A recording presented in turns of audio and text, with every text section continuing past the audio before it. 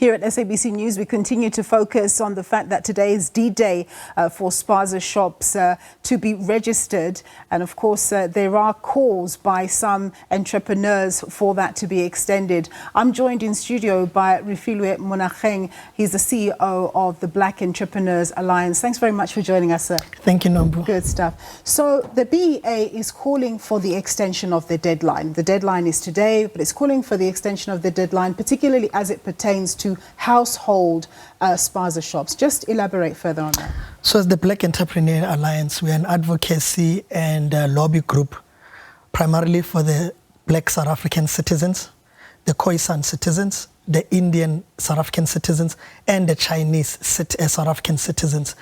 We have formally written to the President, the Minister of Trade and Industry and Competition, the Minister of Small Business Development, the Gauteng Premier, the MEC for Economic Development in the province, the MMC for Economic Development in the city of Johannesburg, the Mayor, the MMC for Economic Development, Health and Social Development, and lastly, Development Planning.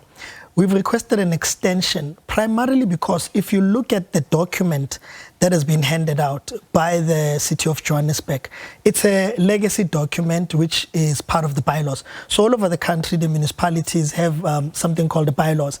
And now we're requesting an extension on the basis that, one, our members and just other entrepreneurs do not understand clearly how to fill in this document. So one of the contentious issues, it's the title deeds. You would know that we have social issues with regards to housing. You look at Eldorado Park, you look at Westbury, you look at Reiche Park, you look at Soweto, Alexander. I mean, all these, there's a problem of housing with regards to title deeds, and then there's family feuds, whereby if you are asked to say, get a title deed so that you can come and comply, or have an agreement with the title deed owner that you must open up a Spaza shop.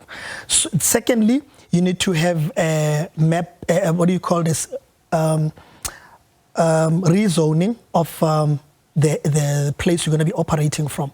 After rezoning, there's also a regularized map.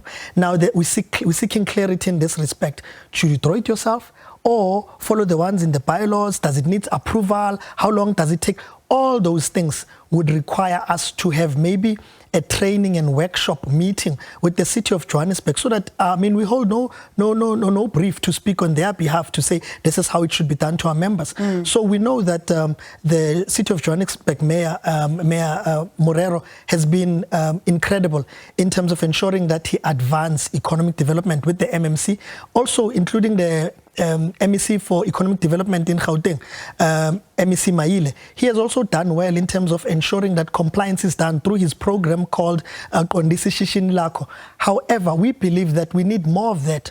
On the letter that we've written to the President requesting an extension, we've said we would want that Contentious program to be extended and also have these forms. Let's have it like in a classroom and orientate people how to fill it in. Why are we saying that? We've really learned that some of our entrepreneurs are not confident enough and assertive to say if they don't know something, they'll say, no, I don't understand. Yeah. For the fear of being looked at like you don't understand, they rather abstain. So on those bases, they want to comply, but they fear being looked at like, oh, you don't understand this as an adult. So those are some of the things. Yeah. And then, so, Refilwe, let me just come in there. Apart from the reservations that you have around some of the constraints and challenges that you've outlined, for those people who have been able to comply, how has the process gone?